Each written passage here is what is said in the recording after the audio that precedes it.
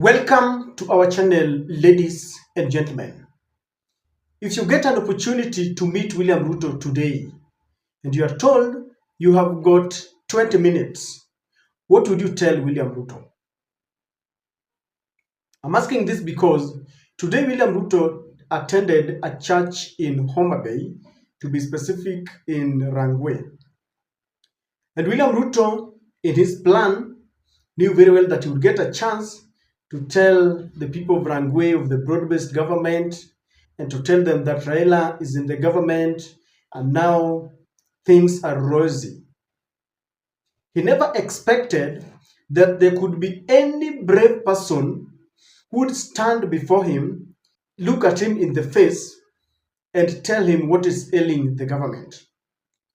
Because many a times, the government of the day would want people to give the leaders airtime, to speak to them, but they never want to listen to people. That has been the case even during public participations in bills that are to be passed in parliament, even recently over the exit of Rigathi Gachagua. But there was this one brave lady who got a chance, and I think has been waiting for the chance to meet the president. And he told him, Mr. President, all is not well. She told him, the policies that you keep on changing, like the NHIF to shift to all that, and you do them abruptly, they are not helping Kenyans. They're not helping the women in the country.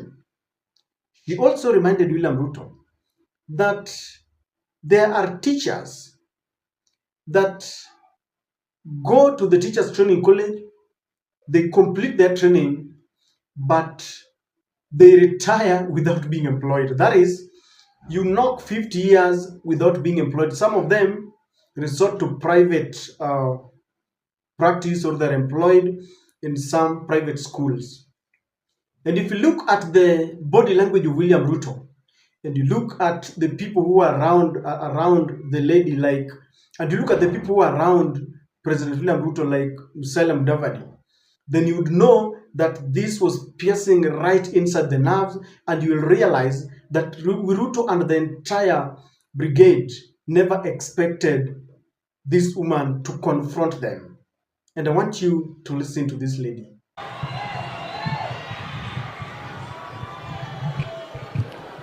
Thank you so much, Holy Bishop, our President, and I mean our President, the President of the Republic of Kenya.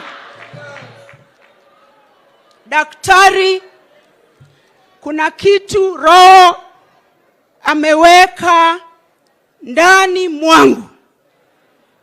And I'm not going to speak as a member of Rangwe constituency, but I'm going to speak, Honorable President, as a servant of the Most High God. Niseme, nisiseme. Mtukufu Rais, I plead with you, the friend of Raila Amolo Odinga.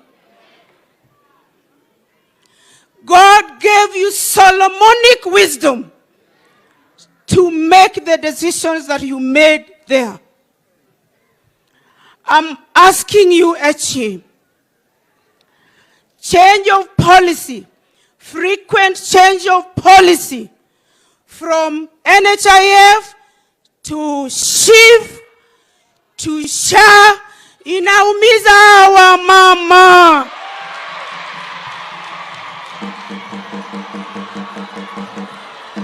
My dear friend, I have no other forum to tell you this.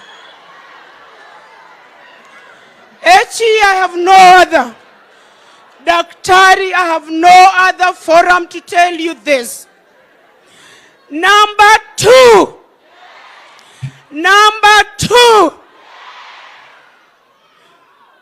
Daktari, kuna walimu wanakuwa trained and they retire without joining the force. Tafadhali, rafiki ya Raila, look at this. There are so many teachers outside there, Your Excellency, who are only depending on you. And you have veto powers on law, my dear friend. Tafadhali, of the 46,000 teachers, Rangwe was only given 15. Wakikuja sijui ni wafanye nini. Na pia sitaki kuleta maneno kwa sababu saizi it is broadest government. So ni hayo mawili tu, my brother. Na Mungu akikujalia. You know, many a times we want to bury our heads in the sand and pretend that everything is okay. Many a times when we meet our leaders, we want to pretend. We want to talk about the broad-based government. We want to praise the leaders. We want to talk about how Gachagua was impeached.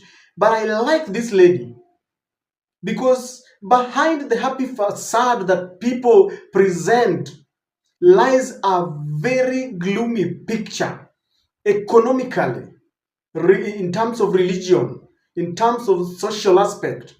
Things are not right because William Ruto came to power. It seems he had one agenda: to clear all the Uhuru policies. While doing that, he didn't care whether it was going to benefit Kenyans or not.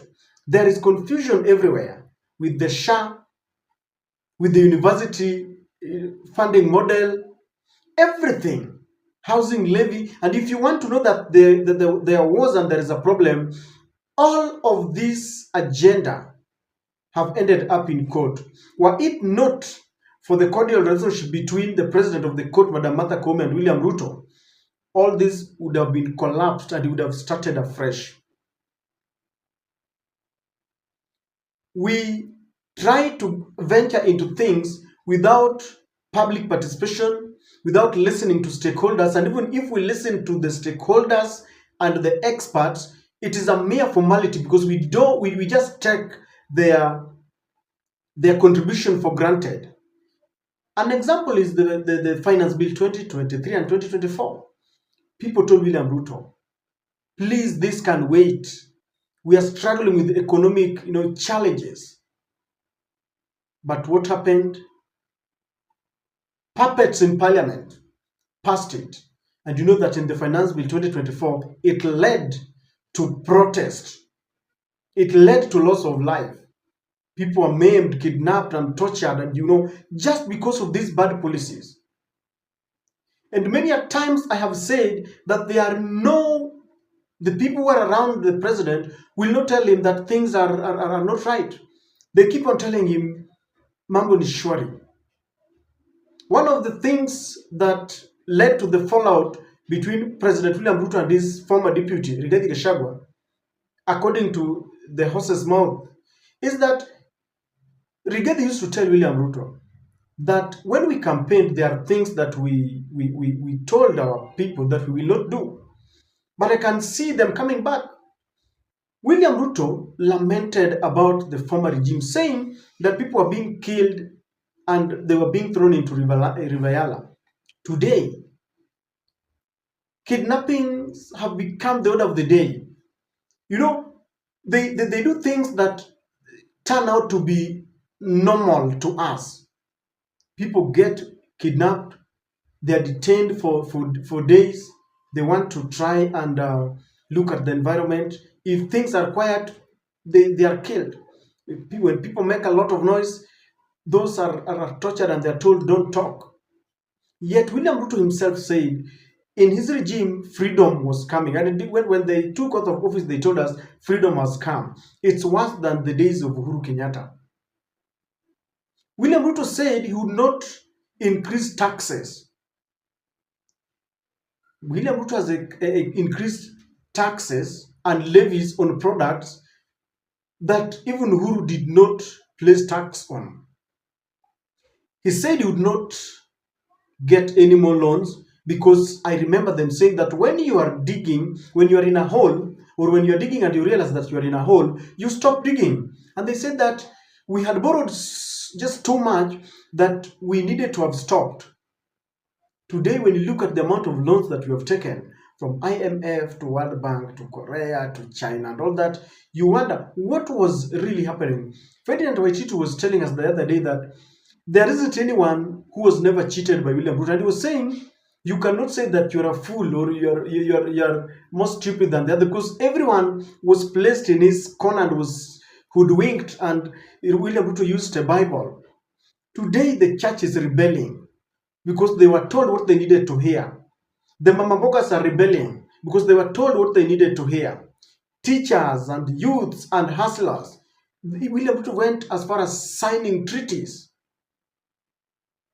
He said Raila was an antichrist. Only 2 years into office, he has embraced Raila, and people are rebelling against him. And the reason why we have this problem is that there isn't anyone who can tell William Ruto that things are wrong.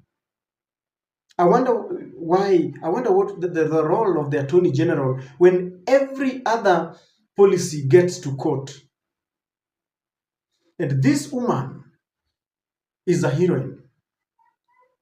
No one expected that you do this. And when you listen to the cheer from the people, you realize that the message was sinking in.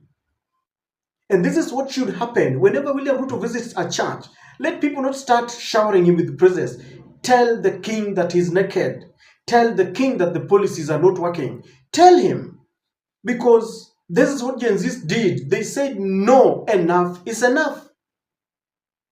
Have you seen sometimes when William Ruto visits a place when there's a tour, people want to dig, along the roads, and they plant some bananas to tell the president that we are economically viable, instead of telling them that these are the challenges we face as farmers. Today, all the things that William Ruto launched, is there any leader who has gone, apart from Morara Kibasu, who has gone and looked at them and come back to William Ruto and told him, no, there is nothing here? We need to salute that lady, and that is the way to go. That lady spoiled Ruto's day, if you ask me.